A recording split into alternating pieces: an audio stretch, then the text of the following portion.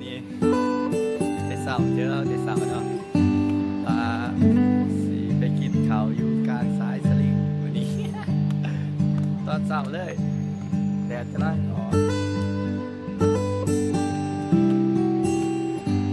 อากาศดีหลายวันนี้เลยอยากลองนั่งกินข้าวเศร้าอยู่กลางสายสลิงเนาะอยากเก็บเจอกับเขาเลย